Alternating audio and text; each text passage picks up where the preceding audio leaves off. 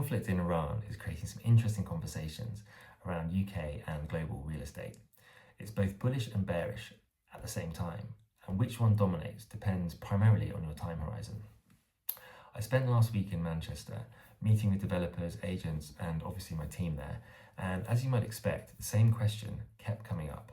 What does the war mean for property? Obviously, we're all concerned about the humanitarian impact of the war and the effect it's going to have on the lives of millions.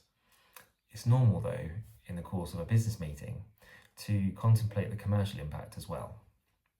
And the honest answer is, it's a mixed bag. There are headwinds, there are tailwinds. Might I call it a whirlwind? If you subscribe to the PCB newsletter, you'll know I've used the whirlwind line before. So this time I'm calling it a sandstorm.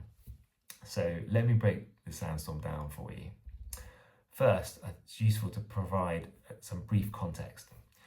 Iran's power move in response to the first attacks from America and Israel was to prevent shipping through the Strait of Hormuz.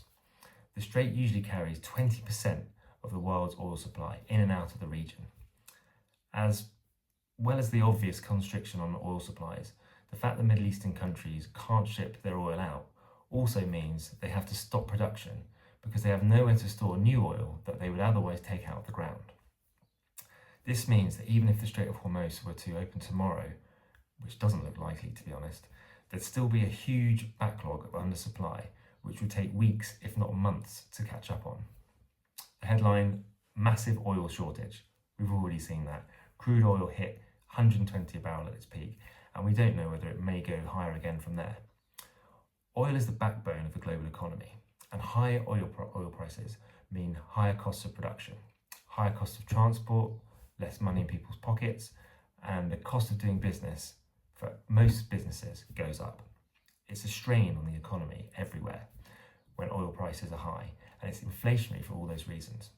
And a high price of anything is an inflationary factor. As well as the price of oil being high, the cost of lots of other things go up as well. War itself is inflationary. Wars are expensive, leading to higher taxes, supply chains affected, not just in oil, but things like food and goods. Increases the cost across the board. That brings us to the headwinds. An inflationary environment pushes interest rates up. That's bearish for property. Higher borrowing costs, tighter affordability, slower transactions. That's already happened. And in times of genuine crisis, liquidity tightens, and this is key. Investors have less money to invest. They need cash to cover losing positions and the cost of things generally. So everything turns bearish. Investor sentiment softens. There's also a wait and see mentality. Things pause and the markets get subdued. Not just the property market, the stock market, all markets. That's where we've been over the last month or so. Now for the tailwinds. War tends to trigger safe haven investment. I know what you're thinking. In that case, why have gold and silver crashed, Sam? The answer to that is long and complicated, but the short answer is liquidity, which, as I've already explained, has taken a big hit initially. When global uncertainty spikes, liquidity temporarily dries up, but when it returns, capital moves towards stable assets like gold and also property.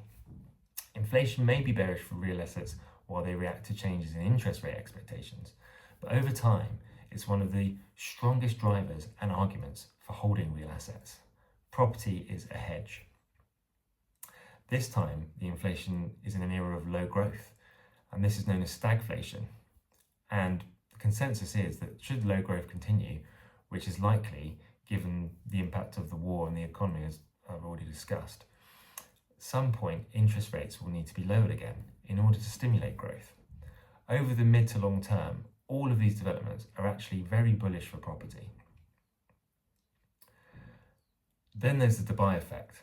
A huge amount of global real estate capital has been flowing into Dubai and Abu Dhabi and the surrounding areas in recent years. That flow is going to be tempered, possibly significantly. Some of that capital is already looking for a new home. The UK has instantly become more attractive again. We're already seeing people who moved or invested there reconsidering. We've already seen some people come back. The tectonic plates of global real estate investment have shifted and are shifting, and some of that movement at least will head to the UK. So what's the net position? The key distinction is this. The headwinds are largely short-term. Interest rates going up is the immediate reaction. But the negative economic drag from a prolonged conflict is likely to push central banks the other way, sooner or later. Markets are already talking about it. Although rate cuts this year at the moment seem unlikely, it's only a matter of time before the winds change again. It's the same with sentiment. Confidence is low now, but confidence returns. It always does. And when it does, you often get the start of a new bull market. The tailwinds, on the other hand, safe haven flows, inflation hedging, capital rotating out of one geographical market into another, are structural and, if anything, overwhelmingly pointing in one direction.